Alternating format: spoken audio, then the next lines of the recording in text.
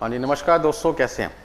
आज की class number 4 business forecasting, जिसमें मैं आपको ये बताना चाहता हूँ कि यदि मुझे रिग्रेशन एनालिसिस टेक्निक में 2 इंडिपेंडेंट वेरिएबल मिल जाए और एक डिपेंडेंट वेरिएबल हो तो हम अपने क्वेश्चन को कैसे सॉल्व करते हैं।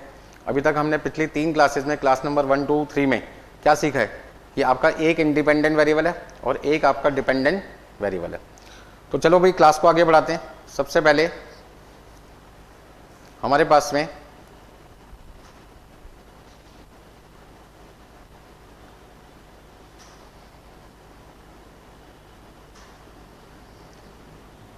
हाँ जी, रिग्रेशन एनालिसिस में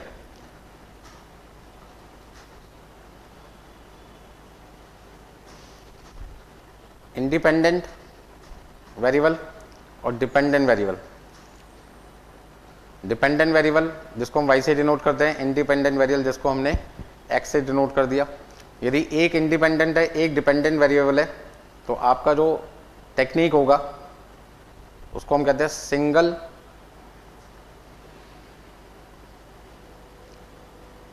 रिग्रेशन एनालिसिस। लेकिन यदि आपके पास में इंडिपेंडेंट वेरिएबल एक से ज़्यादा हो जाए, मतलब x1, x2, x3 कोई भी हो सकता है, तो मैंने यहाँ पे, और जो मेरा डिपेंडेंट वेरिएबल है वो एक ही है, ठीक है ना। तो यहाँ जो हम क्वेश्चन को सॉल्व करते हैं उसके लिए हम कहते हैं y ऑन x। y किस पे डिपेंडेंट है? x पे। y ऑन x का मतलब y डिपेंडेंट है किस पे? x पे। तो x हो गया इंडिपेंडेंट और y आपके पास क्या हो जाएगा? डिपेंडेंट। तो उसके लिए हमारी जो इक्वेशन बनती है उसको हम डिनोट करते हैं y equal to a plus bx। तो काफ़ी डिटेल में मैं आपको समझा चुका हूँ। नेक्स्ट आपके पास में है मल्टीपल रिग्रेशन एनालिसिस। हाँ जी, मल्टीपल रिग्रेशन एनालिसिस। और यहाँ पर हमें y ऑन x1, x2 जितने भी हमारे इंडिपेंडेंट वेरिएबल्स है सबको लेके चलना है। और यहाँ हमारी जो इक्वेशन बनेगी वो बनेगी y equal to a plus b1 x1 b2 x2। जैसे यहाँ पे b और x था, क्योंकि एक आपके पास में क्या था? इंडिपेंडेंट वेरिएबल था, तो हमने खाली x से डिनोट किया था, ठीक है ना। और यदि हमारे पास में 2 इंडिपेंडेंट वेरिएबल है तो एक को x1 से डिनोट कर दिया, एक को x2 से डिनोट कर दिया। और साथ में हमारे पास में b1 क्या चीज़ है? हाँ जी, b हमारा हो गया इंटरसेप्ट। तो फटाफट से यहाँ पर हमें कुछ इक्वेशन बनानी पड़ती थी।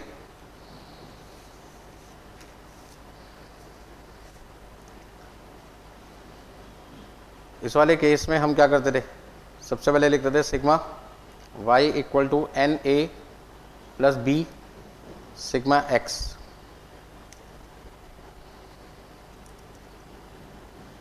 और यहाँ हम लिखते थे sigma x y equal to A sigma x plus b sigma x square. इन दोनों इक्वेशन को हम सॉल्व करते थे और कहीं ना कहीं a और b की वैल्यू निकालते थे। तो यहाँ पे 2 इक्वेशन बन रही है। यहाँ पे आपके पास जो वेरिएबल है इंडिपेंडेंट वो x1 और x2 आपके पास में कितने हैं? 2 हैं, जिसको हमने नाम दे दिया मल्टीपल रिग्रेशन एनालिसिस। तो यहाँ पे जो हमारी पहली इक्वेशन बनेगी वो बनेगी sigma y equal to N A plus b1 sigma x1 plus b2 sigma x2। Equation number 1। Equation number 2 में ध्यान रखो, ये जो इक्वेशन आपके पास दे रखी है y ऑन x, इसमें हमें क्या करना है? सिग्मा x1 y यूज़ करना है। तो जहाँ जहाँ आपको x1 दिखाई दे रहा है वो आपको यूज़ करना है। तो यदि मैं x1 यहाँ पे यूज़ करूँगा तो मेरे पास क्या आ जाएगा? y तो था ही सिग्मा x1 y, पर यहाँ पे a दिखाई दे रहा है तो a जाएगा, यहाँ आ जाएगा सिग्मा x1। यहाँ पे b1 तो है ही पहले से, अब x1 भी है, एक और बार x1 यूज़ करूँगा तो x1 स्क्वायर हो जाएगा b सिग्मा x1 स्क्वायर।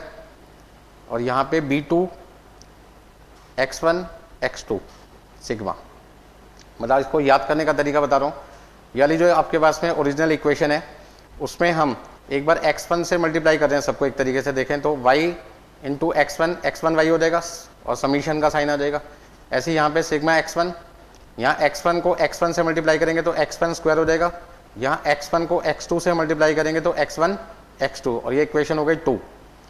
अगले में आपको x2 से मल्टीप्लाई करना है, तो पहली इक्वेशन है ओरिजिनल जो है, फिर आपके पास आ जाएगा a सिग्मा x2 प्लस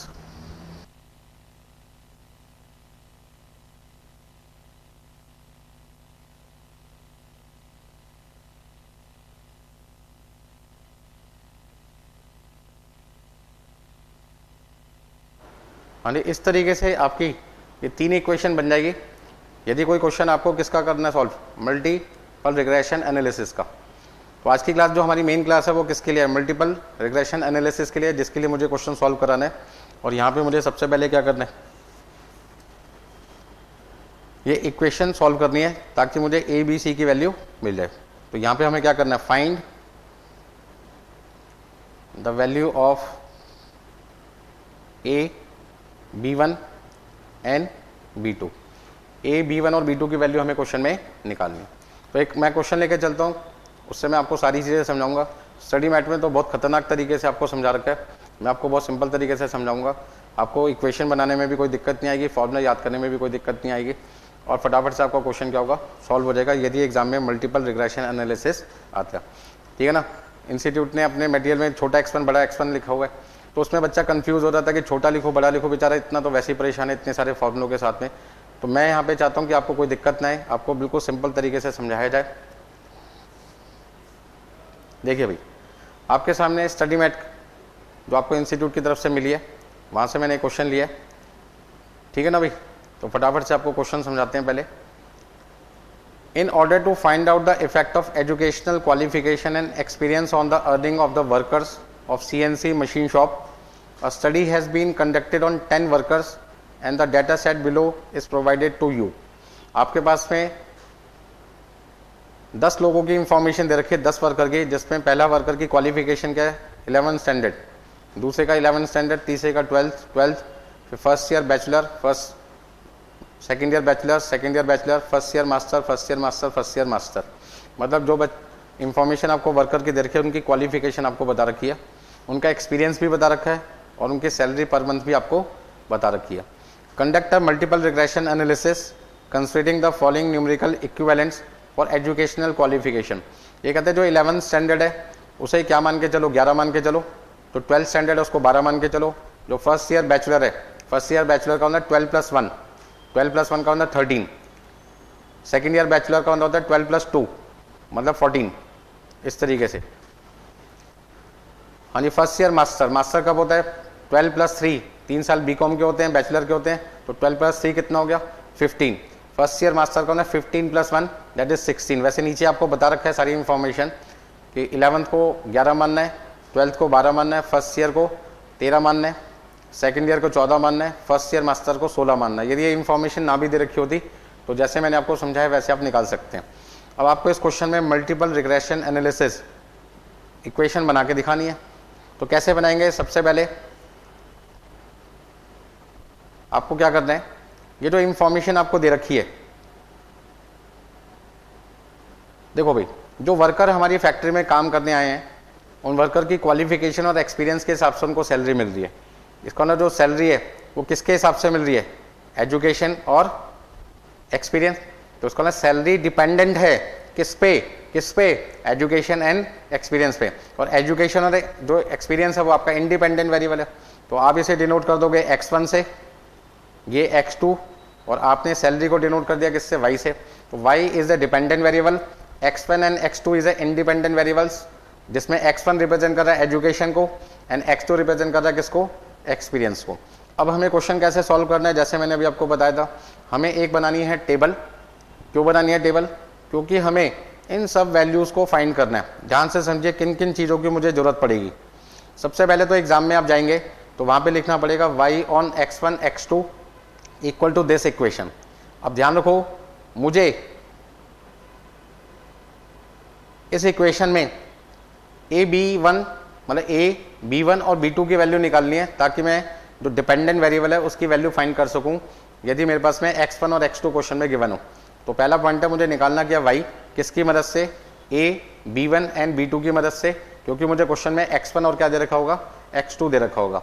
अब ऐसे में मुझे a, b1, b2 की वैल्यू निकालनी पड़ेगी ताकि वो वैल्यू मैं इस इक्वेशन में पुट करूं, और क्वेश्चन में x1 x2 मुझे गिवन होगा, उनकी वैल्यू लिखने के बाद आसानी से मुझे क्या मिल जाएगा, y की वैल्यू मिल जाएगी। तो ध्यान से मेरी सारी बातें सुने, कोई जल्दबाजी नहीं करनी। सबसे पहली इक्वेशन है sigma y equal to NA plus B1 sigma x1 plus B2 sigma x2। फिर नेक्स्ट आपके पास में क्या है, जो आपके पास में y वाली इक्वेशन थी उसमें हमने सिग्मा x1 से मल्टीप्लाई किया, तो सिग्मा x1 सिग्मा y, फिर आपके पास आ जाएगा सिग्मा x1, यहाँ आ जाएगा सिग्मा x1 स्क्वायर, यहाँ पे आ जाएगा सिग्मा x1 x2। अगले वाले केस में हमें x2 का यूज करना है इक्वेशन में, तो sigma x2y a sigma x2 b1 sigma x1 x2 और यहाँ आ जाएगा b2 सिग्मा x2 स्क्वायर। तो इन्हें याद करना भी मुश्किल नहीं है, 3 इक्वेशन आपकी बन जाएगी। बट ये 3 इक्वेशन के लिए आपको किन किन चीज़ों की जरूरत पड़ेगी, सबसे पहले n चाहिए, n का मतलब होता है नंबर ऑफ ऑब्जर्वेशन, तो नंबर ऑफ ऑब्जर्वेशन इस क्वेश्चन में कितना है, 10। फिर मुझे क्या चाहिए, सिग्मा x1 चाहिए, सिग्मा x2 चाहिए। तो किन किन चीज़ों को मुझे निकालना पड़ेगा, जिनको मैं हाईलाइट कर रहा हूं, ये सारी वैल्यू मुझे निकालनी पड़ेगी। कौन कौन सी वैल्यू निकालनी पड़ेगी भाई, मुझे निकालनी पड़ेगी एक तो सिग्मा x1, एक सिग्मा x2, एक sigma x1y, sigma x2y, sigma x1 square, sigma x2 square और सिग्मा x1 x2।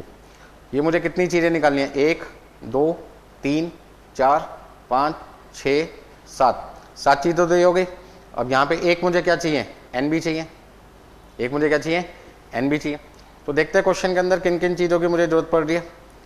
और यहाँ पे देख लो sigma x1 x2 x1 y x2 y, आपके पास आ गया x1 स्क्वायर x2 स्क्वायर और x1 x2। तो इस तरीके से आपके पास देखो भी किन किन चीज़ों की आपको जरूरत पड़ेगी। हाँ जी, एक मुझे चाहिए सिग्मा y भी, एक सिग्मा y भी चाहिए मुझे। तो पहले तो ये देख लो इक्वेशन में आपको भी चाहिए क्या क्या,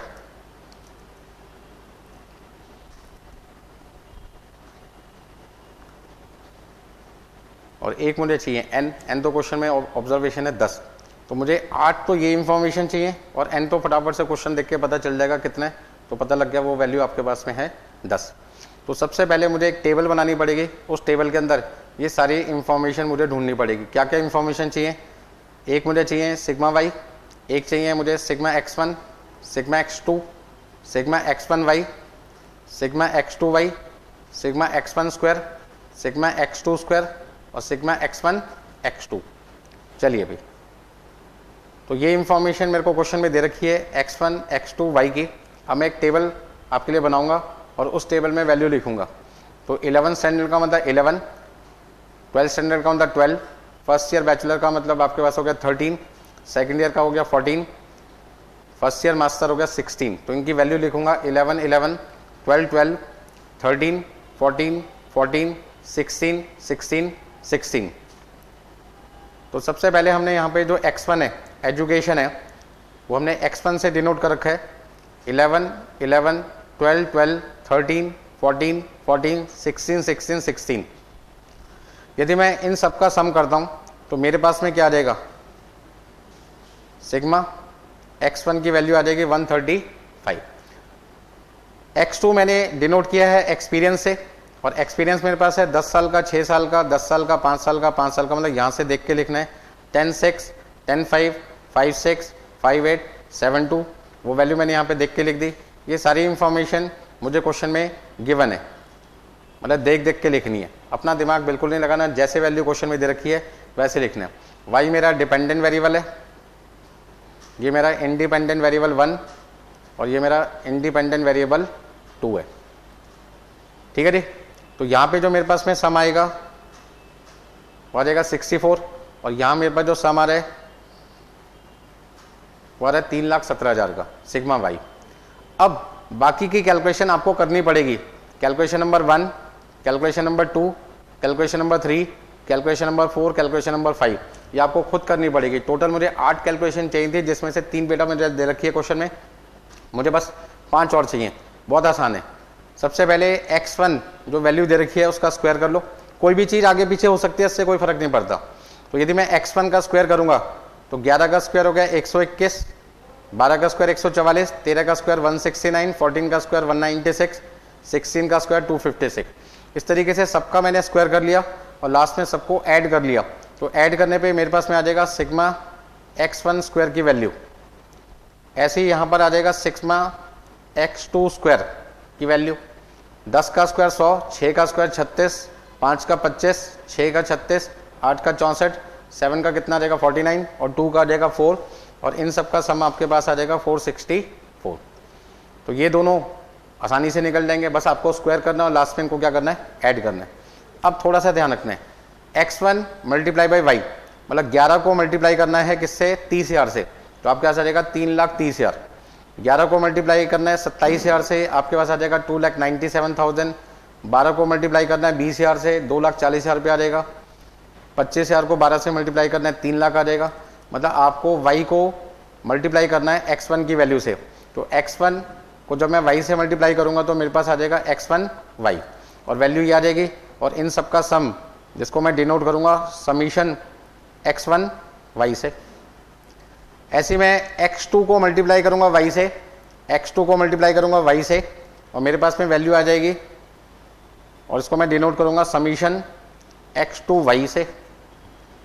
और लास्ट में x1 x2 को मल्टीप्लाई करूंगा, x1 x2 को मल्टीप्लाई करूंगा तो 11 को 10 से मल्टीप्लाई किया, 11 को 6 से मल्टीप्लाई किया, 12 को 10 से मल्टीप्लाई किया। इस तरीके से यदि मैं सबको मल्टीप्लाई करूंगा तो मेरे पास में x1 x2 की वैल्यू आ जाएगी और लास्ट में उसका सम आ जाएगा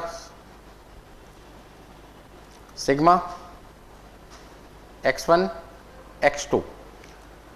कहने का मतलब क्या है कि आपको टेबल बनाने में कोई दिक्कत ना आए, उसके लिए मैं आसानी से क्या बोलना चाहता हूँ। सबसे पहले जो वैल्यू मुझे सैलरी दे रखी है वो है dependent variable, that is Y, और जो एक्सपीरियंस और एजुकेशन है वो मेरे इंडिपेंडेंट वेरिएबल है। तो 3 वैल्यू मुझे क्वेश्चन में गिवन है, बाकी ये 5 चीज़ें 1 2 3 4 और ये 5 ये मुझे फाइंड करना है, ठीक है ना।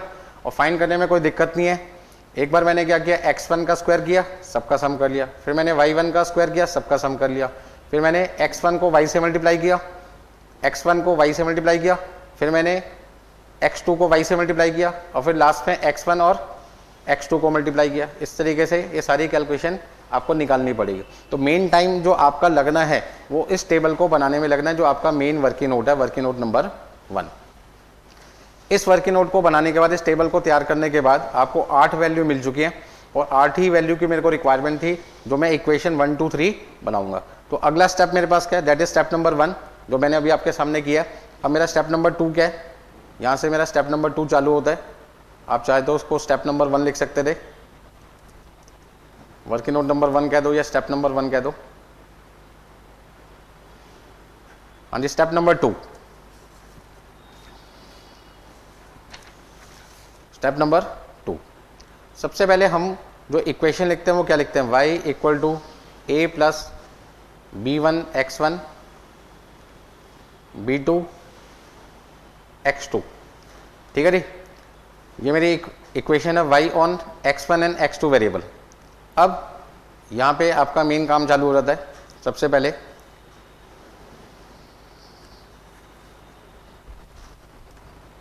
हाँ जी, सबसे पहले हम क्या लिखेंगे, सिग्मा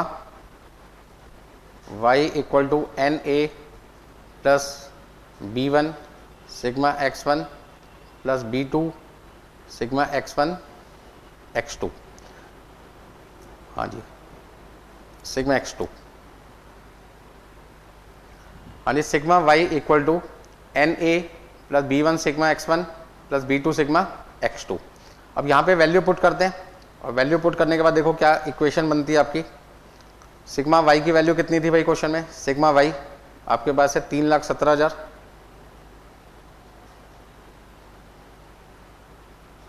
हाँ जी, n आपके पास है 10, तो 10a। b1 आपको ढूंढना है सिग्मा x1, सिग्मा x1 आपके पास में 135 और सिग्मा x2 है 64, मतलब 135 b1 और 64 b2। इस तरीके से आपके पास आ गई इक्वेशन नंबर 1। नेक्स्ट आपके पास है sigma x1 y equal to A sigma x1 b1 sigma x1 square b2 sigma x1 x2। अब आपको वैल्यू पुट करनी है और देखो वैल्यू कितनी है आपके पास में, सिग्मा x1 y, हाँ जी सिग्मा x1 y की वैल्यू आपके पास में है बेटा 43,74,000। तो आप यहाँ पे लिखेंगे 43,74,000। तीन इक्वेशन है, उनकी वैल्यू आपको इस टेबल से ढूंढ कर लिखनी है। फिर आपके पास है सिग्मा x1 जो कि 135 है, तो 135 फिर आपको लिखनी है सिग्मा x1 स्क्वायर की वैल्यू कितनी है, x1 स्क्वायर की वैल्यू आपके पास है 1859 b1 और यहाँ आपके पास आ जाएगा 847 b2, मतलब x1 x2 की वैल्यू है 847, तो हमने लिख दिया 847 b2। ये आपके पास आ गई इक्वेशन नंबर 2। अब sigma x2 y equal to A sigma x2 b1 sigma x1 x2, हाँ जी b2 सिग्मा x2 स्क्वायर।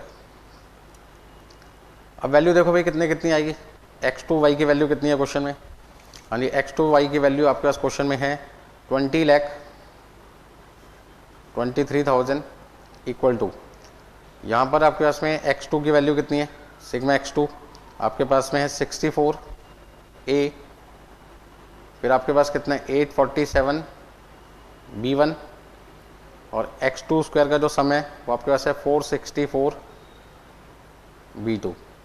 इस तरीके से आपकी तीन इक्वेशन बन गई। एक बार इक्वेशन देख लीजिए फटाफट से, किसी को कोई डाउट है तो मुझसे पूछ लीजिए। सबसे पहले y ऑन x1 x2, ये मेरी मल्टीपल रिग्रेशन यानी जो आपकी इक्वेशन है वो बन गई, multiple regression equation.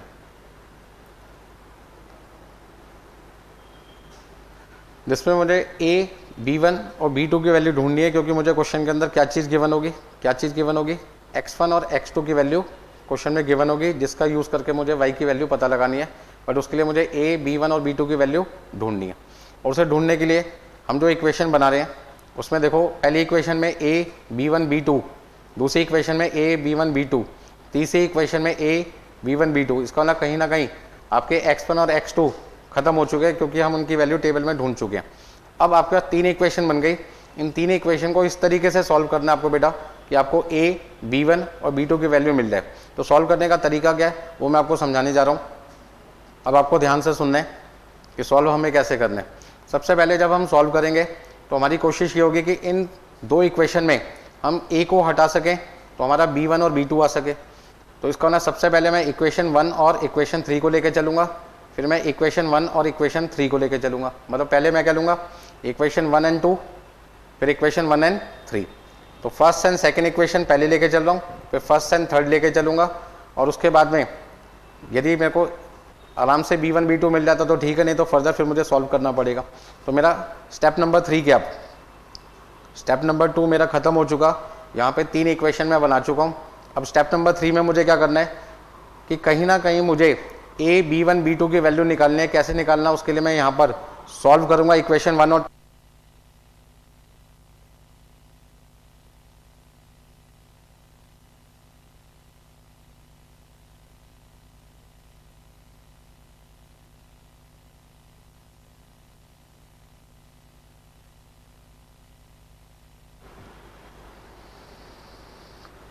Solving equation 1 and 2 we get. अब ऐसे में क्या होगा, ये इक्वेशन आपको दिखाई दे रही है, इसमें 10a है और यहाँ पे 135a है। तो यदि मुझे a को ख़त्म करना है तो मैं क्या करूँ, मुझे 10 को 135 बनाना है। अब 10 को 135 बनाने का मतलब क्या है, 135 को अब 10 से क्या कर दो, डिवाइड कर दो। यदि मैं 135 को 10 से डिवाइड कर दूँ तो 13.5 आ जाएगा। इसका मतलब क्या हुआ, तो मेरी पहली इक्वेशन है 10a plus 135 B1 plus 64 B2, इस पूरी इक्वेशन को मल्टीप्लाई कर दो किससे? 13.5 से। 13.5 कैसे है? ये 10A है और ये 135A है। तो यदि 10A को 135A बनाना चाहते हो, 10A को 135A बनाना चाहते हो तो आपको क्या करना पड़ेगा? 135 को 10 से डिवाइड करना पड़ेगा और ऐसे में आ जाएगा 13.5। तो 13.5 से मैंने मल्टीप्लाई कर दिया और मल्टीप्लाई करने के बाद मेरी जो इक्वेशन बनेगी वो क्या बनेगी? यानी 3,17,000 को 13.5 से मल्टीप्लाई कीजिए और वैल्यू लिखो यहाँ पे 4279500। यहाँ आ जाएगा आपके पास में 135A, यहाँ आ जाएगा आपके पास में 1822.5 B1 और यहाँ आपके पास आ जाएगा 864 B2। चलिए, तो ये मेरी इक्वेशन, इसको मैं एक नंबर दे देता हूँ। 3 इक्वेशन तो बन चुकी। इक्वेशन नंबर ये होगी मेरी 4। अच्छा, ये जो इक्वेशन नंबर 2 है उसको तो कुछ करने की ज़रूरत ही नहीं है, उसको तो करने की कुछ ज़रूरत ही नहीं है, वो तो एज इट इज़ ही लिखा रहेगा 4374000। भाई उसको कुछ करने की ज़रूरत ही नहीं है ना।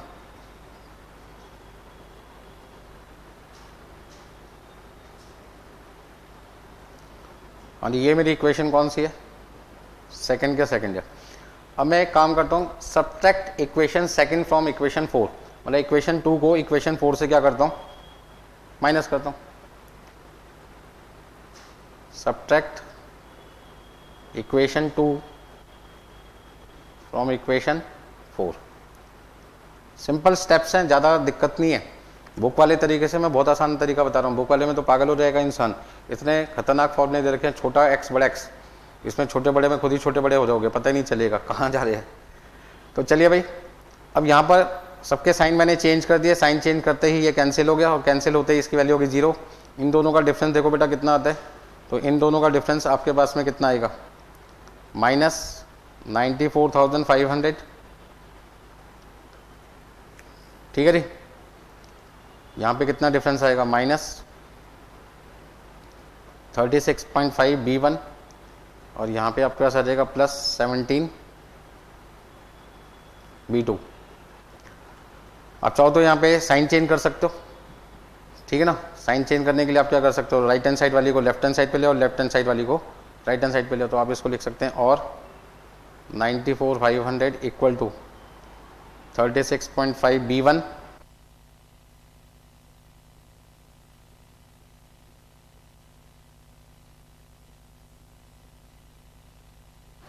-17 B2।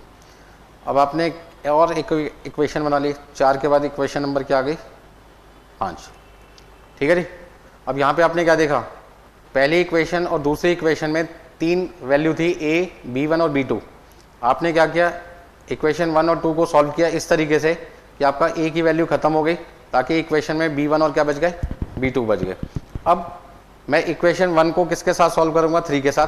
यहाँ पे है 10A और यहाँ पे 64A है।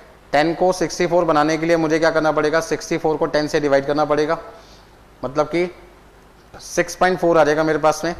अब मैं इक्वेशन नंबर 1 को 6.4 से क्या कर दूंगा? मल्टीप्लाई, और उसका कंपैरिजन इक्वेशन नंबर 3 से करूंगा। अगला स्टेप, हाँ जी, step number 4, solving equation 1 and 3 we get, हाँ जी, 1 और 3 को हमें सॉल्व करना है। और सॉल्व कैसे करना है आपके सामने मैं लिख ही रहा हूँ सब कुछ। तो यहाँ पे जो वैल्यू दे रखी है क्वेश्चन में पहले वो लिखनी पड़ेगी। हाँ जी, 31,000 10A plus 135 B1 plus 64 B2 और इस पूरी इक्वेशन को मल्टीप्लाई करना पड़ेगा 6.4 से। तो देखिए कितना कितना आएगा। यदि मैं 6.4 से मल्टीप्लाई करता हूँ तो 3,17,000 को यदि मैं मल्टीप्लाई करूँ 6.4 से तो मेरे पास कितनी वैल्यू आ जाएगी? हाँ जी, 20,28,800।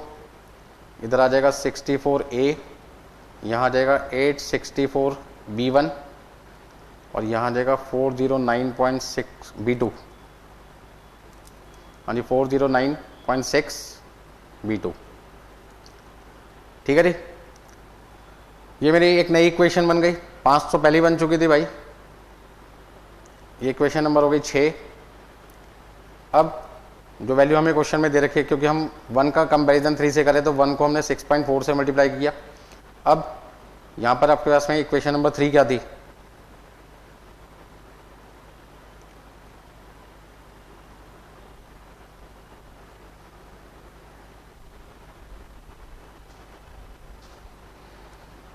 ये हमारी इक्वेशन कौन सी है, थर्ड। अब थर्ड को मैं 6 में से माइनस कर रहा हूं, subtract equation 3 from equation 6, we get, third को मैंने 6 में से माइनस किया तो सबके साइन चेंज हो गए, साइन चेंज होते ही चमत्कार हुआ, ये कैंसिल हो गया, और यहाँ पे जो वैल्यू आएगी वो कितनी आएगी आपके पास में 5800। यहाँ पे वैल्यू कितनी आ जाएगी आपकी 17B1, और इन दोनों का जो डिफरेंस है वो आपके पास है 54.4 B2। हाँ जी, 409.6 में से मैंने माइनस किया 464, तो मेरे पास आ जाएगा 54.4। जो बच्चे स्टडी मैट से अपना क्वेश्चन सॉल्व कर रहे हैं, स्टडी मैट में 54.4 की जगह गलती से प्रिंट हो गया 54.5, जिसकी वजह से पूरा क्वेश्चन आगे उनका गलत हो गया। तो ध्यान रखना, स्टडी मैट में एक छोटी सी गलती कर रखी है, 54.4 की जगह उन्होंने 54.5 ले लिया। आपको वो गलती नहीं करनी, एग्जाम में आपकी जो कैलकुलेशन कैलकुलेटर पे आएगी वही लिखनी है, ठीक है जी। तो इस तरीके से ये आपके पास जो इक्वेशन आ गई, इक्वेशन नंबर आ गई आपके पास में 7। अब ध्यान दीजिए, क्या ध्यान दीजिए, आपके पास में 3 वेरिएबल आ रहे थे A, B1, B2, जिन्हें आपने 2 में कन्वर्ट कर दिया, और यहाँ पर भी आपके पास में 2 आ गए। तो जिस तरीके से आपने 1 और 2 को सॉल्व करके एक इक्वेशन बनाई जिसमें B1 और B2 वेरिएबल रह गए, 1 और 3 को सॉल्व किया जिसमें B1 और B2 रह गए। अब आपके पास में 2 ऐसे इक्वेशन ढूंढो जिसमें सिर्फ B1 और B2 हो, तो इक्वेशन नंबर 5 और इक्वेशन नंबर 7। तो नेक्स्ट स्टेप आपके पास क्या आएगा, नेक्स्ट स्टेप आपके पास आएगा step number 5, solving equation number 5 and equation number 7, we get. अब इक्वेशन नंबर पहले 5 लिख लो। 5 क्या आई थी भाई आपके पास में 94,500 equal to 36.5 B1 minus 17 B2, ये वैल्यू आई थी आपके पास में। और यहाँ पे वैल्यू कितनी थी आपके पास में 5800, और यहाँ पे आपके पास है 17 B1 माइनस 54.4 B2, ये आपकी इक्वेशन आ रही है। अब आपको क्या करना पड़ेगा, यहाँ तो कोई भी चीज़ कॉमन नहीं बन रही, तो ऐसे केस में क्या करना पड़ेगा, यदि मैं B1 को एलिमिनेट करना चाहता हूँ, ख़त्म करना चाहता हूँ, तो इस पूरी इक्वेशन को 17 से मल्टीप्लाई कर देता हूँ, और नीचे वाली इक्वेशन को मल्टीप्लाई कर देता हूँ 36.5 से। मतलब B1 का जो कोफिशिएंट है वो नीचे वाले से मल्टीप्लाई कर दिया, और इक्वेशन नंबर 2 में जो B1 का कोफिशिएंट है 17, इसको पहले वाले से मल्टीप्लाई कर दिया, ठीक है ना। तो ये 17 ऊपर मल्टीप्लाई हो जाएगा और 36.5 नीचे से मल्टीप्लाई होगा, और इस तरीके से आपकी 2 नई इक्वेशन बनेगी। जरा देखो कौन कौन सी इक्वेशन बनती है। तो इनको मल्टीप्लाई करने पर आपके पास जो वैल्यू आएगी वो आएगी 16,06,500 equal to 620.5 B1 minus 289 B2। यहाँ पे वैल्यू आ जाएगी 2,11,700 equal to 620.5 B1 minus 1985.6 B2। ये हमारी 2 इक्वेशन और बन गई। इक्वेशन नंबर कौन सी बन गई भाई 8 और इक्वेशन नंबर 9। अब आपको क्या करना है 8 और 9 को सॉल्व करना है। तो 8 और 9 को यदि सॉल्व करेंगे तो ये माइनस का प्लस हो जाएगा और ये दोनों माइनस हो जाएंगे। मतलब आप लिखोगे subtract equation 9 from equation 8 we get. ठीक है ना।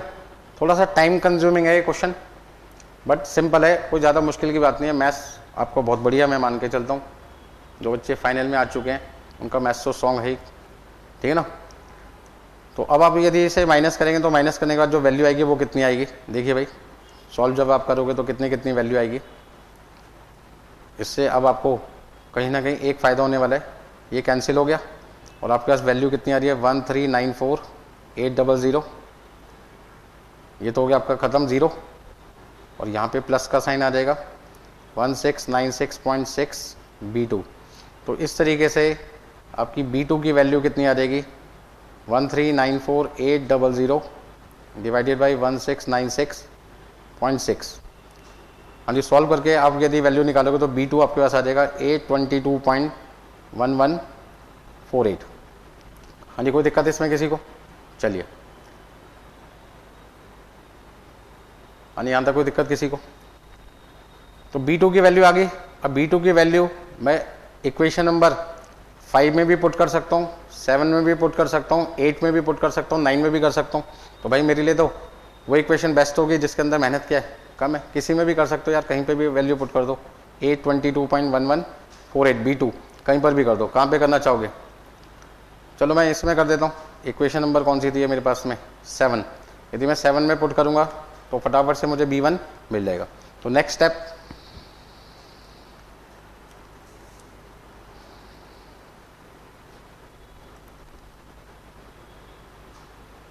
हाँ जी, स्टेप नंबर कौन सा मेरे पास में 5 हो चुका, 6 हो गया। हाँ जी, putting the value of B2 in equation, कौन सी इक्वेशन थी भाई 7, वी गेट। आप किसी भी इक्वेशन में पुट कर सकते हो। आपके पास में 4 चॉइसेस थे, इक्वेशन 5, इक्वेशन 7, इक्वेशन 8 और इक्वेशन 9। मैंने 7 में पुट कर दिया, ठीक है ना। तो यहाँ पे इक्वेशन 7 क्या थी भाई अपने पास में, 7 आपके पास है 5800 equal to 17B1 minus 54.4 into 822 point कितना था भाई अपने पास 1148। तो यदि मुझे वैल्यू निकालनी है 17B1 की, तो 17B1 यही रहेगा, ये माइनस वाला उधर जाके प्लस हो जाएगा, मतलब 5800 प्लस, अब कैलकुलेटर से मल्टीप्लाई करके देखते हैं, 54.4 इंटू 822.1148,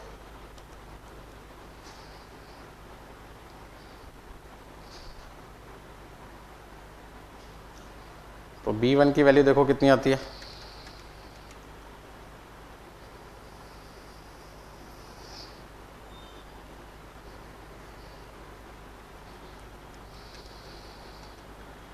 यानी 2971.9438। तो इस तरीके से मेरे पास में B1 की वैल्यू भी आ गई, और इससे पहले मैंने किसकी वैल्यू निकाली थी, B2 की वैल्यू निकाली थी। आप ये सोचो मैं कर क्या रहा हूँ, थोड़े से स्टेप्स को समझो। सबसे पहले जब मेरे पास में 2 इंडिपेंडेंट वेरिएबल थे और एक डिपेंडेंट वेरिएबल था, तो मैंने क्या किया, y on x1 and x2 निकाला, जैसे हमने a plus B1 x1 plus B2 x2 के नाम से डिनोट किया। अब उसमें हमें a B1 B2 की वैल्यू निकालनी है, जिसके लिए हमने 3 इक्वेशन बनाई, और तीनों इक्वेशन में पहले इक्वेशन 1 को 2 के साथ सॉल्व किया, वहाँ पे a खत्म किया, फिर 1 को 3 से सॉल्व किया, इस तरीके से कि a खत्म हो जाए। अब हमारी 2 नई इक्वेशन बनी, उन 2 नई इक्वेशन को सॉल्व किया, जहाँ पे हमें B2 की वैल्यू मिल गई, और B2 की वैल्यू किसी एक इक्वेशन में पुट करने से किसकी वैल्यू आ गई, B1 की। अब B1 और B2 हमारे पास में आ चुके हैं, अब हमें निकालना है A। तो स्टेप नंबर 7, हाँ जी, putting the value of B1 and B2 in equation, हाँ जी, कौन सी इक्वेशन में पुट कर देते हैं, 1 में कर देते हैं। तो जो पहली इक्वेशन है उसमें यदि हम वैल्यू पुट कर दे तो देखो कितना आता है,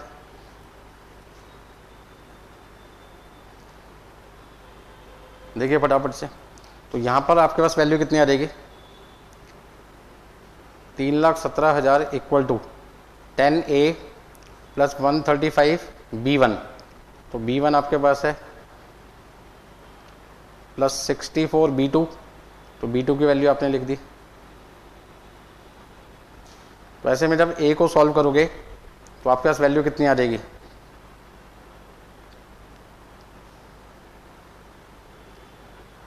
हाँ जी, 3,17,000। तो लेफ्ट हैंड साइड पे ये दोनों जो राइट पे वो लेफ्ट में जाएंगे, तो आपके पास में आ जाएगा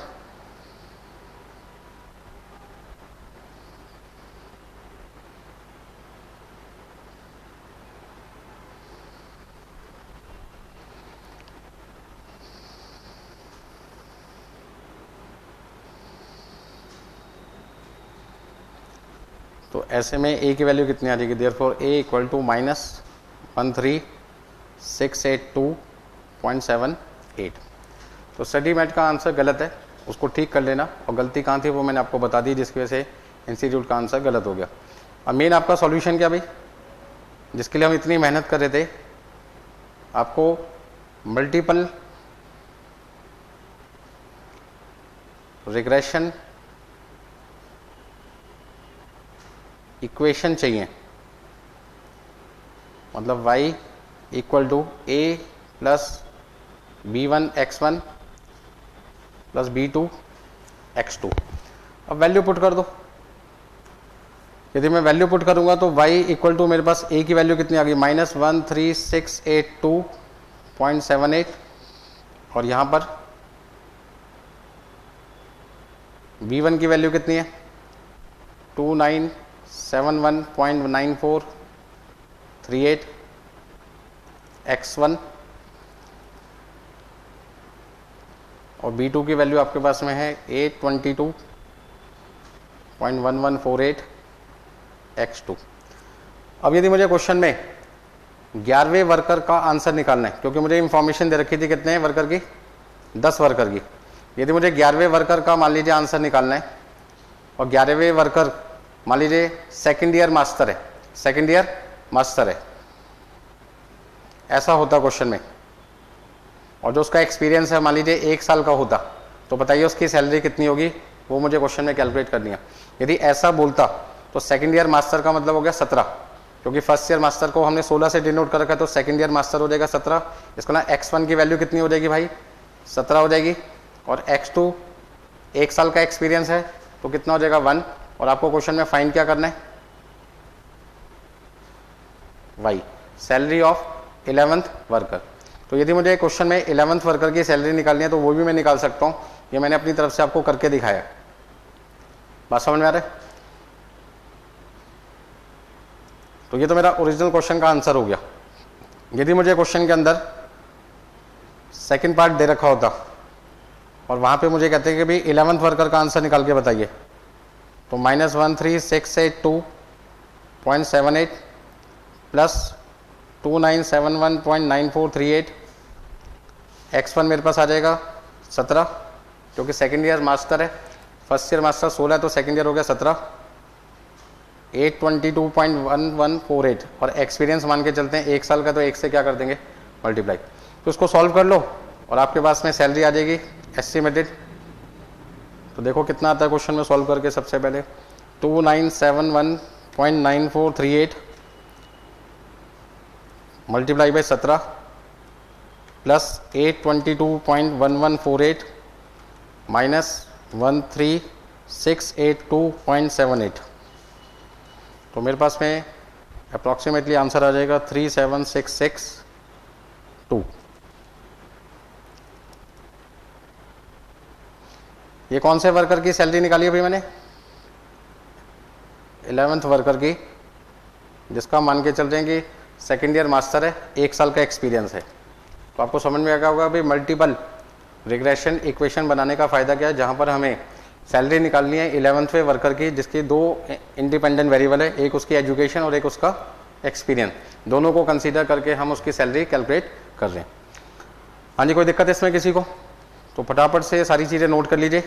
और आपने यहाँ पर क्या किया, सबसे पहले 3 इक्वेशन बनाई, 1 और 2 को सॉल्व किया, जिसमें a खत्म किया, 1 और 3 को सॉल्व किया, जहाँ पे a खत्म किया, आपके पास में b1 b2 वाली 2 इक्वेशन बची, फिर उनको सॉल्व किया, वहाँ से b2 की वैल्यू निकाली, वैल्यू पुट करके b1 की वैल्यू निकाली, b1 और b2 को पुट किया फर्स्ट इक्वेशन में, जहाँ पे a की वैल्यू निकाली, तीनों की वैल्यू निकालने के बाद ओरिजिनल इक्वेशन में वैल्यू पुट की, फिर क्वेश्चन में x1 और x2 10 के बाद यदि कोई दे रखा है तो उसकी वैल्यू पुट करके आपको फाइनल आंसर मिल जाएगा। ये छोटा सा क्वेश्चन था यार आपका, मल्टीपल रिग्रेशन इक्वेशन एनालिसिस। चलिए, एक क्वेश्चन आपको स्टडी मैट में और दे रखा है, वो मैं आपको सॉल्व कराता हूँ, फटाफट से नोट कीजिए।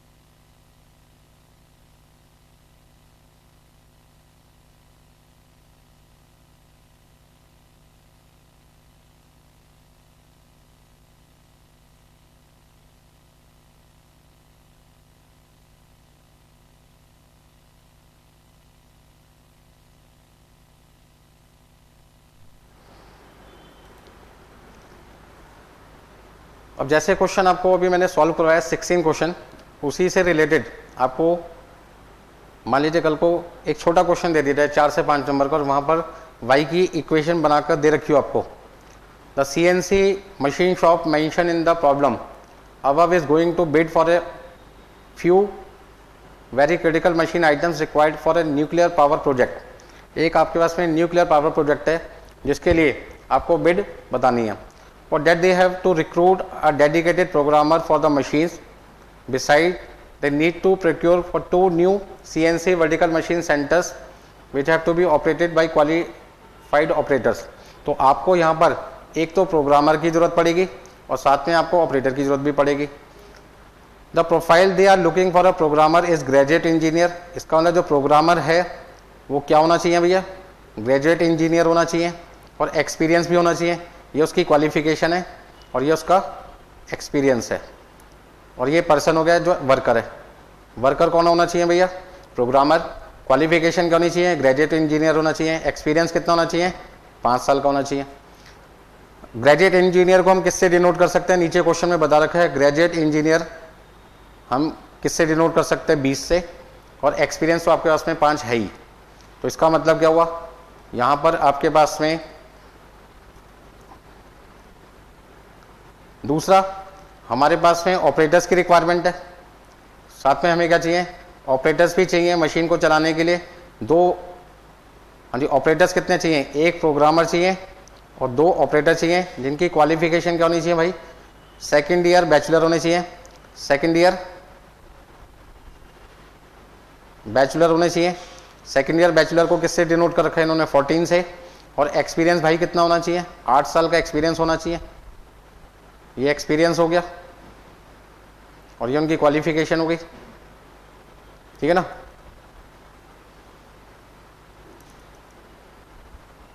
चलो जी, तो कहने का मतलब क्या हो गया, अब यदि मैं यहां पर इनकी वैल्यू पुट कर दूं तो मुझे सैलरी मिल जाएगी। यदि मुझे सैलरी निकालनी है एक पर्सन की तो कैसे निकालूंगा, इस वाली इक्वेशन को, मतलब वाई क्या है, सैलरी, सैलरी ऑफ एम्प्लॉय। तो यदि मुझे प्रोग्रामर की सैलरी निकालनी है तो इस इक्वेशन में x1 लिखूंगा 20 और x2 कितना लिखूंगा 5। और जब मुझे ऑपरेटर की सैलरी निकालनी होगी तो x1 हो जाएगा 14 और x2 कितना हो जाएगा, 8 हो जाएगा। तो देखिए फटाफट से क्वेश्चन में हम सबसे पहले क्या करना चाहते हैं, सॉल्यूशन में computation of total salary of 1 programmer and 2 operator. 1 programmer की और 2 ऑपरेटर की हमें टोटल सैलरी निकालनी है, जिसमें यदि हम प्रोग्रामर की बात करें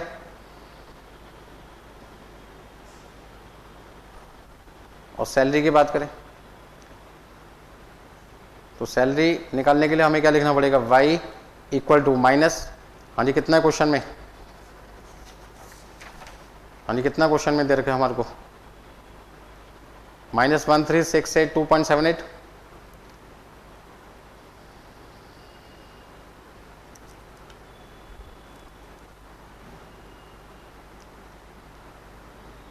प्लस 2971.94 प्लस 822.11 x2। ये हमारे को इंफॉर्मेशन दे रखी है सैलरी निकालने के लिए। अब यहाँ पे भाई जो प्रोग्रामर है उसका x1 कितना है, ग्रेजुएट इंजीनियर का मतलब 20 और उसका जो एक्सपीरियंस है वो कितना था भाई, 5 साल का था। तो यहाँ पे मुझे पहले तो 20 से मल्टीप्लाई करना पड़ेगा और फिर मल्टीप्लाई करना पड़ेगा 5 से और लास्ट में मुझे इनको सॉल्व करना पड़ेगा। सॉल्व जब आप करोगे तो सॉल्व करने के बाद आपके पास वैल्यू आ जाएगी 49866.57। मतलब इन दोनों को प्लस करना है मल्टीप्लाई करके और 13,682.78 को माइनस करना है तो आपके पास ये वैल्यू आ जाएगी। अब हम बात कर रहे हैं कौन से वर्कर की, ऑपरेटर की। लेकिन ऑपरेटर एक नहीं है, कितने हैं, 2 ऑपरेटर हैं, यानी 2 ऑपरेटर हैं। तो ये जो कैलकुलेशन निकल के आएगी उसको 2 से मल्टीप्लाई कर देंगे। 13682.78 प्लस 29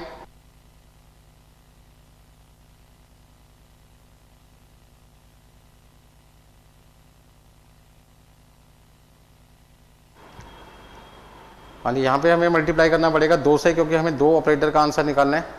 और यहाँ पे आपको क्या ध्यान रखना है कि सेकंड ईयर बैचलर चाहिए, मतलब आपका जो एक्सपीरियंस है वो आपका 14 है,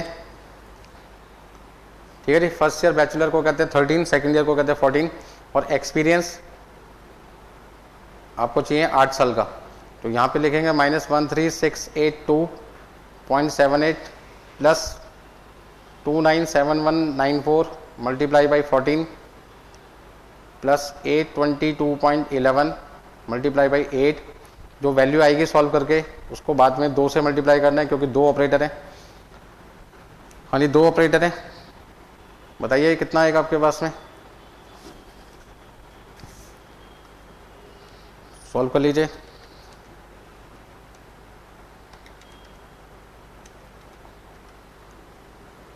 हाँ जी, 6900.2.52।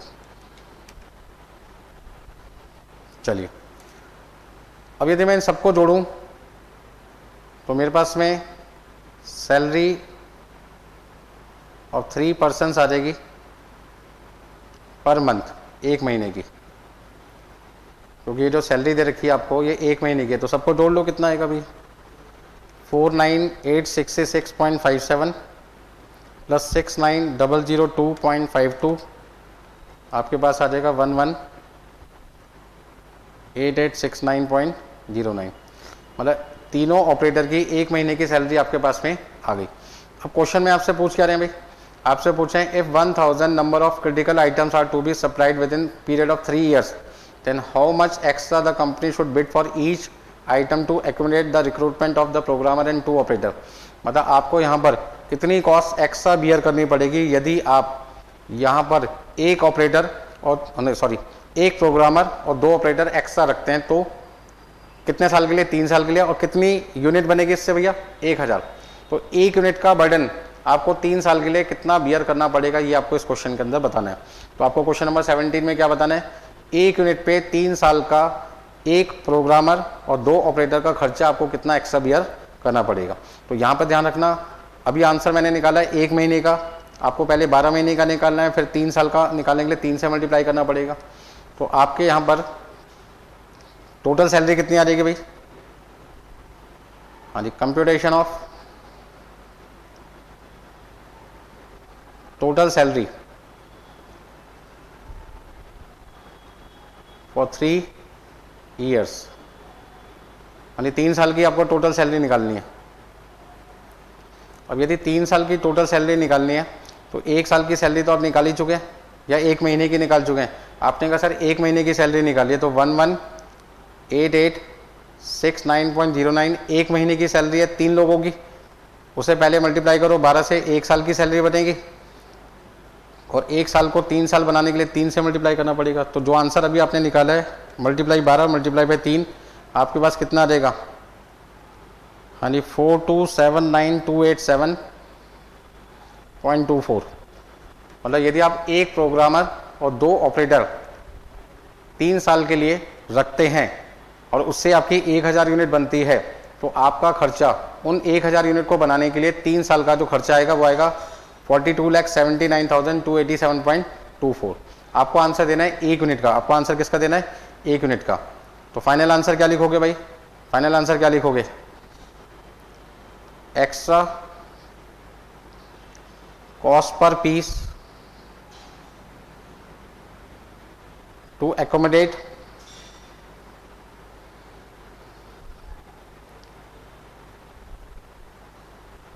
the new recruit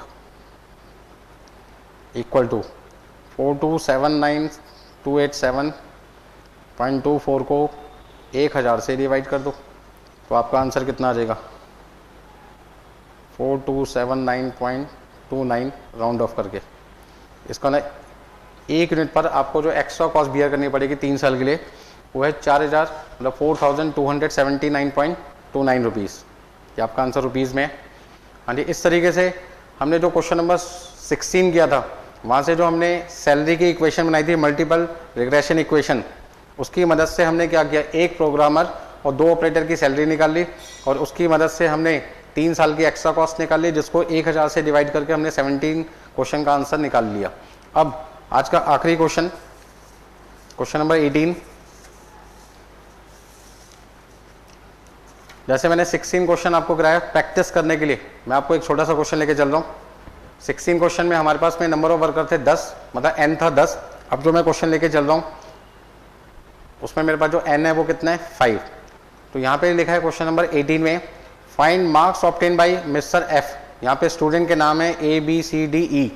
मुझे आंसर ABCD का नहीं चाहिए, मुझे आंसर किसका चाहिए भैया, F का चाहिए। पहले तो क्वेश्चन समझ लो, मुझे आंसर किसका चाहिए, मिस्टर F कितने मार्क्स ऑब्टेन कर रहे हैं वो आपको पता लगाना है। If he attends face to face classes 4 घंटे की, और घर पे स्टडी मटेरियल पढ़ते हैं कितने घंटे, सेल्फ स्टडी करते हैं कितने, 3 घंटे। इसका मतलब यहाँ पे 2 इंडिपेंडेंट वेरिएबल हो गए, एक स्टडी मटेरियल को खुद पढ़ना और दूसरा फेस टू फेस जो उन्होंने क्लासेस ज्वाइन कर रखी है वहाँ पर। तो इसका मतलब वो 3 घंटे फेस टू फेस क्लासेस में टाइम डिवोट किया और स्टडी मटेरियल को पढ़ने में उन्होंने 4 घंटे का टाइम डिवोट किया। 3 घंटे और 4 घंटे 7 घंटे डिवोट करने के बाद उन्होंने 8 नंबर स्कोर किए, मान लीजिए आउट ऑफ 10, 10 में से कितने नंबर लेकर भैया, वो 8 नंबर लेकर आया। ऐसे दूसरा बच्चा जिसने 4 घंटे फेस टू फेस क्लासेस लिए, 5 घंटे वो सेल्फ स्टडी कर रहा है, स्टडी मटेरियल के ऊपर पढ़ रहा है, और उसके नंबर कितने आ रहे, 9। 3 घंटे फेस टू फेस क्लासेस है, 3 घंटे स्टडी मटेरियल पढ़ा, उसके 7 नंबर आ रहे हैं। 5 घंटे face to face classes attend की, 5 घंटे उसने स्टडी मटेरियल खुद पढ़ा और उसके नंबर आ रहे हैं 10। एक ने 2 घंटे face to face classes join की और 3 घंटे सेल्फ स्टडी की और उसके नंबर कितने आ रहे हैं, 6। आपको यहाँ पे पता क्या लगाना है, आपको ये पता लगाना है भाई कि यदि एक नया स्टूडेंट आपके पास आ जाए और वो फेस टू फेस क्लासेस कितने घंटे अटेंड करे, 4 घंटे, और सेल्फ स्टडी कितना करे, 3 घंटे, तो भाई उसके मार्क्स कितने आएंगे वो आपको क्वेश्चन में बताना है। तो क्वेश्चन नंबर 18 में बताना क्या है, आपको पता चल गया। अब इस आंसर को निकालने के लिए मुझे रिग्रेशन टेक्निक यूज करनी है, कौन सी वाली, मल्टीपल, क्योंकि यहाँ पर मेरे 2 इंडिपेंडेंट वेरिएबल हैं, एक x1 face to face class में जो टाइम लगा और दूसरा x2 जो मेरा स्टडी मटेरियल को पढ़ने में समय लगा, और मुझे y मार्क्स निकालने। तो मार्क्स किस पे डिपेंडेंट है, y डिपेंडेंट है किस पे, x1 और किस पे, x2 पे। भाई जितने ज़्यादा घंटे पढ़ूंगा, जितना ज़्यादा घंटे क्लासेस अटेंड करूंगा, ऑब्वियस है दिमाग में ज़्यादा चीज़ें घुसेगी और मार्क्स भी क्या आते हैं, ज़्यादा आते हैं। कम पढ़ूंगा, मार्क्स भी क्या आते हैं, कम आते हैं। तो आपको भी समझ में आ गया होगा इस एग्जाम्पल से कि मुझे निकालना क्या है, मुझे F स्टूडेंट के मार्क्स निकालने हैं, वो कितने हैं, बात समझ में आ रही। अब उसके लिए मुझे सबसे पहले क्या करना पड़ेगा, जो मार्क्स y है, y की वैल्यू चाहिए। y किसके बराबर होता है भाई, a plus b1 x1 plus b2 x2, और इसमें मुझे y के मार्क्स का पता चलेंगे, मतलब जो मिस्टर f है जिसके मार्क्स y के नाम से, वो कब पता चलेंगे, जब मेरे पास a b1 और क्या आ जाए, b2। इसका मतलब मुझे फिर से क्वेश्चन नंबर 16 की तरह एक टेबल बनानी पड़ेगी जिसमें 8 वैल्यू मुझे ढूंढनी पड़ेगी। पहली वैल्यू क्या होगी, x1 का समीशन, दूसरा x2 का समीशन, तीसरा x जो मेरा y है y का समीशन, फिर क्या करना पड़ेगा, x1 का स्क्वायर, x2 का square, x1 x2 x1 y और x2 y। बात समझ में आ रहा है। तो 8 आंसर निकालने पड़ेंगे, पहला y का समीशन, दूसरा x1 का समीशन, तीसरा x2 का समीशन, चौथा x1 का स्क्वायर, फिर x2 का स्क्वायर, मतलब आगे पीछे कुछ भी लिख सकते हो, फिर x1 x2 को मल्टीप्लाई कर लो, फिर x1 को y से मल्टीप्लाई कर लो, फिर x2 को y से मल्टीप्लाई कर लो। तो आपके 8 आंसर आ जाएंगे, जो 3 इक्वेशन बनाएगा 1 2 3, फिर 1 और 2 को सॉल्व करेंगे, एक इक्वेशन बनेगी जिसमें a हट जाएगा, फिर 1 और 3 को सॉल्व करेंगे जिसमें a हटेगा, फिर से b1 b2 आएगा, लास्ट में उन दोनों इक्वेशन को सॉल्व करेंगे, b2 या b1 की वैल्यू आएगी, और इस तरीके से सारे वैल्यूज आपको मिल जाएंगे और आपका फाइनली आंसर आ जाएगा। इस काम को करने में लगभग कितने मिनट लगेंगे देखते हैं फटाफट से। चलिए भाई अब जल्दी से क्वेश्चन को सॉल्व करते हैं आपके सामने। तो टेबल मैंने यहाँ पर स्टेप नंबर 1 के नाम से आपके लिए बना रखी है, जिसमें सबसे ज़्यादा टाइम लगता है, वो मैंने आपके लिए करके रखा हुआ है। तो यहाँ पे मुझे मार्क्स दे रखे थे भाई, मार्क्स मैंने आपके लिए लिख के रखे हैं। तो मेरे पास में कौन कौन सी वैल्यू दे रखी है क्वेश्चन में, ये मेरे पास क्या आ गया सिग्मा वाई, ये मेरे पास आ गया सिग्मा x1, सिग्मा x2, ये आ गया sigma x1 square, sigma x2 square, sigma x1y, sigma x2y और सिग्मा x1 x2। 8 वैल्यू चाहिए थी, 1 2 3 4 5 6 7 8, 8 वैल्यू मेरे को मिल गई। अब फटाफट से हमें क्या करना है, इक्वेशन बनाना है। क्वेश्चन थोड़ा छोटा हो सकता है, छोटा इसलिए क्योंकि वहाँ पे 10 कैलकुलेशन थी, यहाँ पे 5 कैलकुलेशन है, तो टाइम आपका क्या लगेगा, थोड़ा सा कम लगेगा।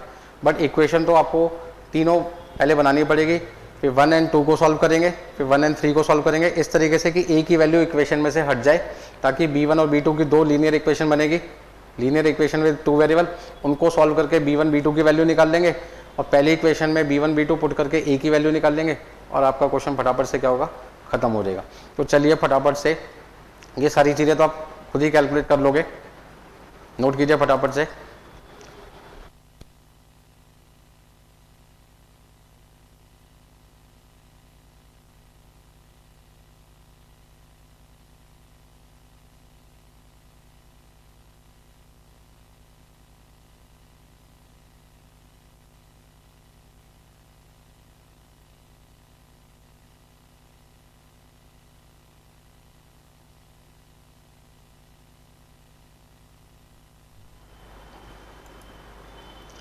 देखिए भाई फटाफट से,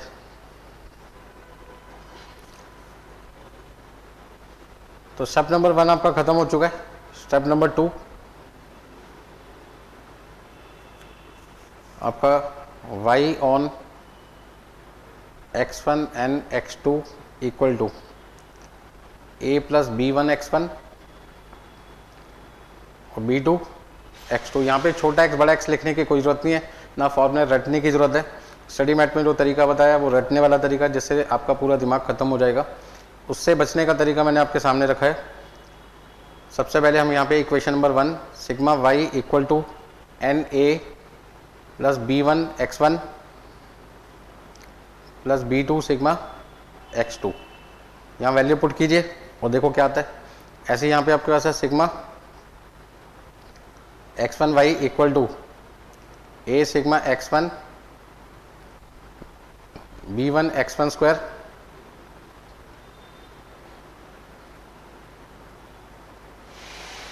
ठीक है ना। फटाफट से पता लगाइए कितना कितना आएगा आपके पास में, जल्दी जल्दी फटाफट से करते हैं।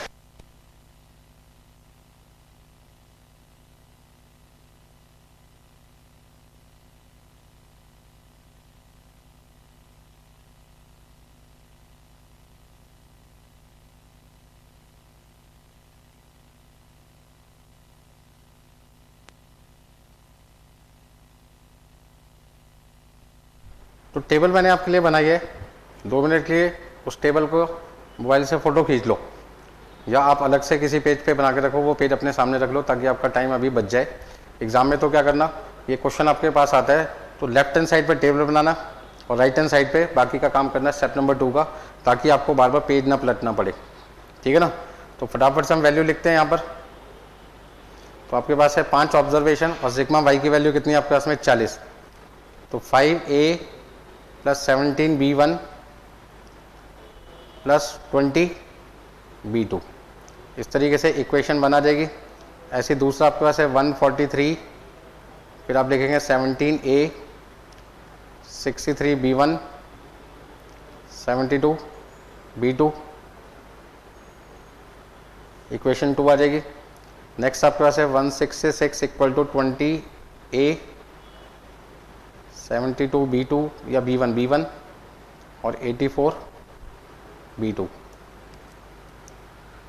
मतलब क्वेश्चन को सॉल्व करने में आपको कोई ज़्यादा दिक्कत नहीं आएगी, सिर्फ आपको ये इक्वेशन याद करनी है। जिस बच्चे ने ये इक्वेशन याद कर ली उसके लिए मल्टीपल रिग्रेशन इक्वेशन टेक्निक बहुत आसान है। सिर्फ आपको 3 इक्वेशन याद करनी है, उसके बाद आपको 8 वैल्यू निकालनी है। कैसे निकालनी है वो मैंने आपको बता दिया, और आपको यहाँ पे वैल्यू पुट करनी है।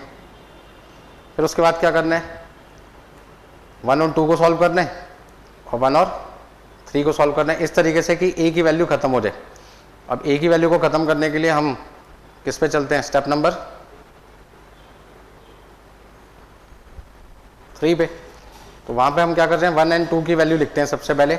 इक्वेशन 1 कौन सा आपके पास में, हाँ जी, solving equation 1 and equation 2 we get. अब हमें 1 और 2 को सॉल्व करना है, जिसमें हमने यहाँ पे लिखा 40। फटाफट से यहाँ पे वैल्यू लिख लेते हैं।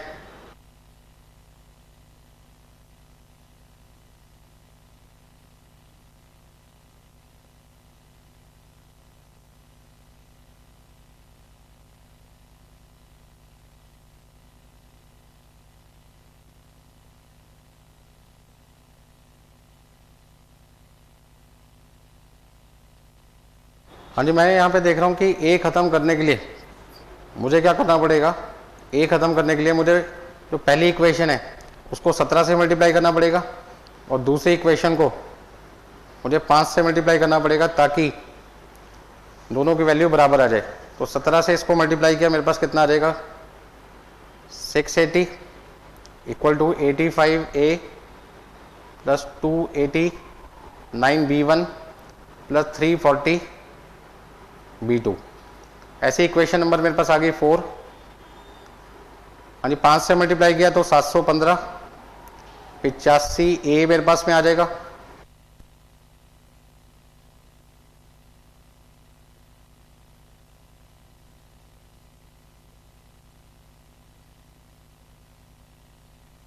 हाँ जी, 4 और 5, 4 इक्वेशन, 5th इक्वेशन बन गई है।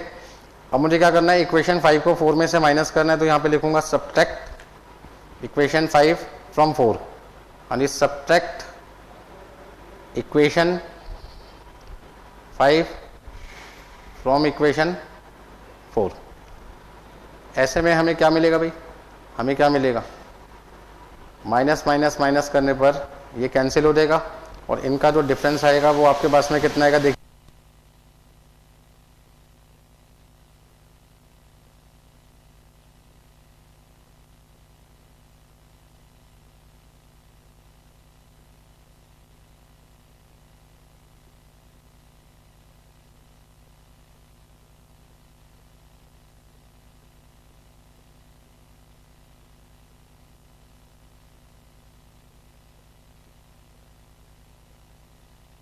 हाँ जी, इक्वेशन 4 और 5 को मैंने सॉल्व किया तो मेरे पास में एक नई इक्वेशन आ गई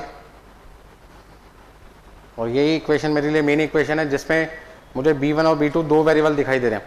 मतलब मैंने 3 से 2 में कन्वर्ट कर दिया। ऐसे ही 1 एंड 2 को सॉल्व करने के बाद अब मैं 1 और किसको सॉल्व करूंगा, 3 को। और 1 और 3 को सॉल्व करने में मेरे को कोई दिक्कत नहीं आएगी। क्यों, क्योंकि क्वेश्चन में 5 को 20 बनाने के लिए 4 से मल्टीप्लाई करना पड़ेगा।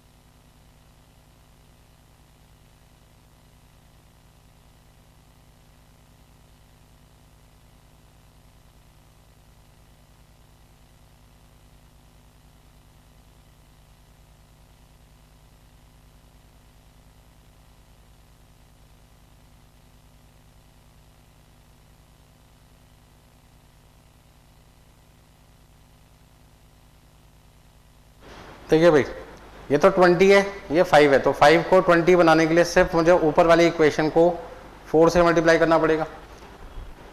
तो मेरे पास में कितना आ जाएगा, 160, इधर आ जाएगा 20A, इधर आपके पास आ जाएगा 68B1, इधर मेरे पास में आ जाएगा 80B2।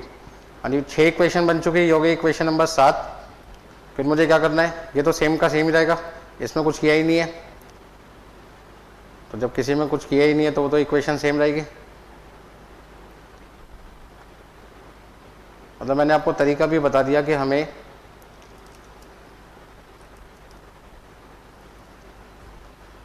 अब 3 को 7 में से माइनस कर दो, subtract equation 3 from equation 7 we get. ठीक है ना। तो कितना कितना है, कभी माइनस करके देखते हैं अब आपके सामने कितना आता है यहाँ पे। माइनस माइनस माइनस माइनस ये कैंसिल हो गया, ये आपके पास आ जाएगा -6 इक्वल टू -4b1 -4b2। एक काम कर सकते हैं, सबको -2 से डिवाइड कर देंगे तो ये आ जाएगा 3 equal to 2b1 plus 2b2 और ये इक्वेशन बन गई 8। अब इक्वेशन नंबर आपके पास में जो 6 है और इक्वेशन नंबर जो 8 है उन्हें सॉल्व करना पड़ेगा। हाँ जी, equation number solving equation number 6 and 8 we get, ठीक है जी। 6 और 8 को हम यहाँ पे सॉल्व करते हैं। पहले लिख लेते हैं भाई क्या क्या वैल्यू थी। इसकी वैल्यू कितनी है भाई 35, ठीक है ना। 35 equal to 26 b1 plus 20 b2 और ये आपके पास है 3 equal to 2 b1 plus 2 b2। अब आप किसकी वैल्यू पहले निकालना चाहते हैं, b1 की, तो आपको b2 खत्म करना पड़ेगा। b2 की वैल्यू निकालनी है तो b1 को खत्म करना पड़ेगा। तो मैं एक काम करता हूं, यदि ये 20 और ये 2 है तो यहाँ पे मैं 10 से मल्टीप्लाई कर देता हूँ और 10 से मल्टीप्लाई करने पर पहली वाली जो इक्वेशन है उस पर तो कोई फर्क पड़ना नहीं भाई। 2 बार यदि इस क्वेश्चन को आपने कर लिया तो तीसरी बार गारंटी आप खुद लोगों को पढ़ाना चालू कर दोगे वीडियो बनाकर अपनी।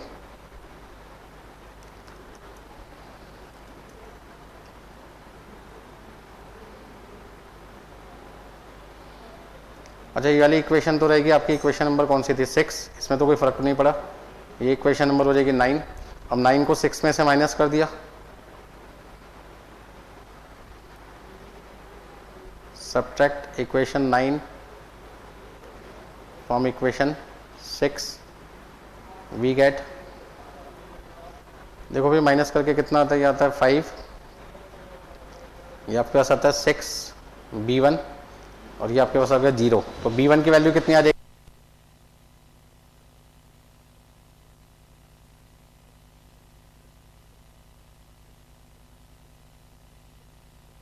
हाँ जी, b1 की वैल्यू आपके पास में आ जाएगी 5/6 और आप यदि इसको आगे सॉल्व कर दो तो आप देख सकते हैं 0.833।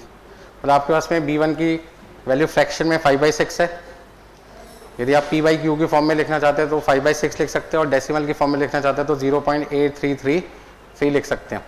अब b1 की वैल्यू आप किसी भी एक इक्वेशन में पुट कर दो तो आपके पास में b2 की वैल्यू आ जाएगी।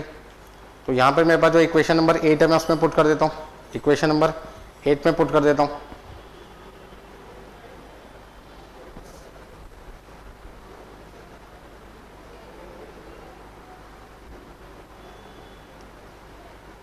हाँ जी, step number 6, putting the value of b1 in equation 8 we get. हाँ जी, फटाफट से नोट कीजिए 1 मिनट के लिए।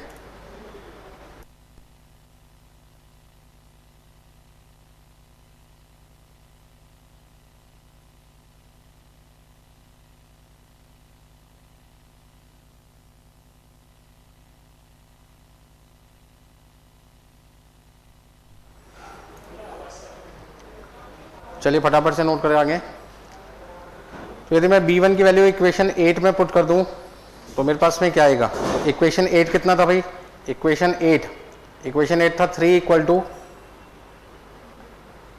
2b1 plus 2b2।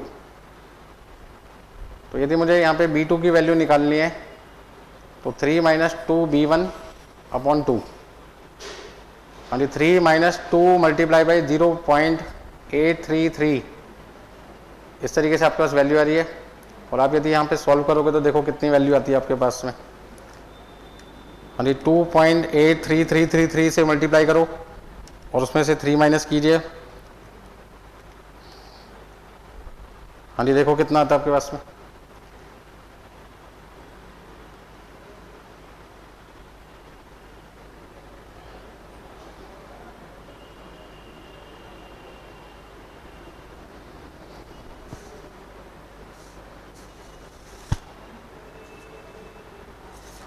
हाँ जी बताइए भाई फटाफट से जल्दी से कितनी वैल्यू आएगी सॉल्व करके।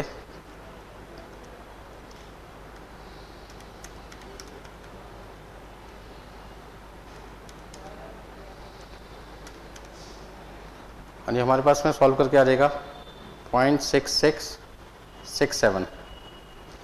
तो B1 की वैल्यू भी आ गई आपके पास में, B2 की वैल्यू भी आ गई, दोनों वैल्यू आपके पास में आ चुकी है। B1 भी निकाल लिया आपने, B2 भी निकाल लिया।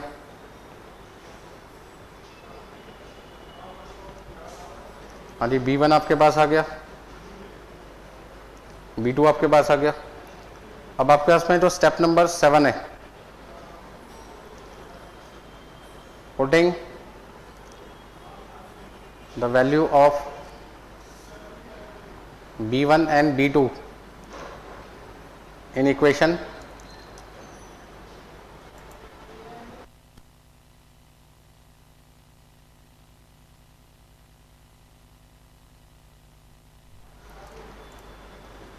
and putting the value of B1 and B2 in equation 1। हाँ जी इक्वेशन 1 में यदि हम वैल्यू पुट करें तो आपके पास में कितना आएगा वो आपको क्वेश्चन में बताना है। तो फटाफट से हम यहाँ पे वैल्यू पुट करते हैं। 40 equal to 5A plus 17 B1।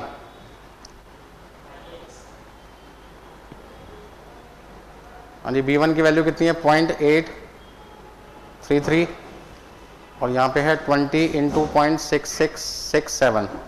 तो यदि मैं A की वैल्यू निकालूंगा तो लास्ट में सॉल्व करके आपके पास में आ जाएगा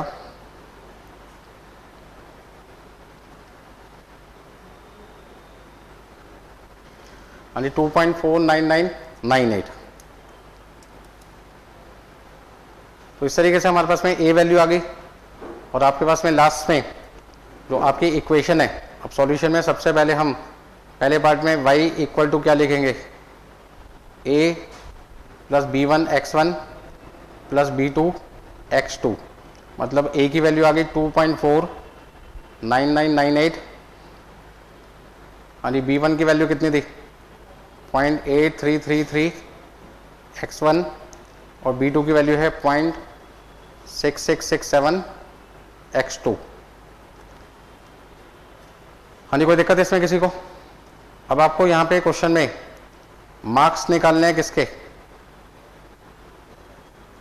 मिस्टर एफ के मार्क्स निकालने। तो मार्क्स निकालने के लिए 2.49998 प्लस 0.8333। अच्छा x1 कितना था भी क्वेश्चन में, आपका x1 कितना था क्वेश्चन में याद हो तो? हाँ जी x1 आपके पास है 4 और x2 कितना है 3।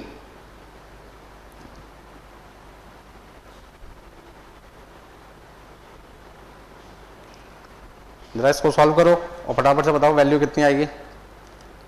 0.8333 इंटू को 4 से मल्टीप्लाई किया,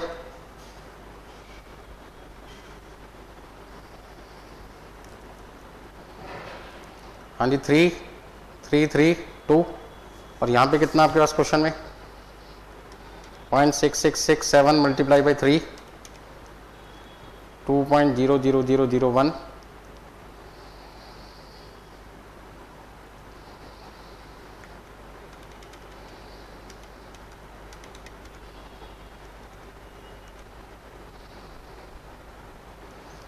तो यहाँ पे आता है 7.83328 राउंड ऑफ करके कितना कह सकते हो 8। तो मतलब हम ये कह सकते हैं मिस्टर एफ के कितने मार्क्स आ जाएंगे आपके पास में 8 मार्क्स आ जाएंगे अप्रॉक्सीमेटली। तो आपको समझ में आ गया होगा आज की क्लास में हमने क्या किया।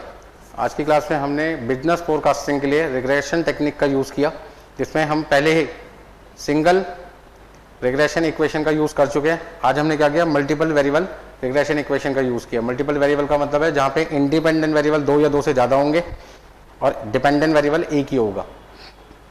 ठीक है जी, तो चलो भाई आज के लिए इतना ही करते हैं, फिर मिलते हैं आपसे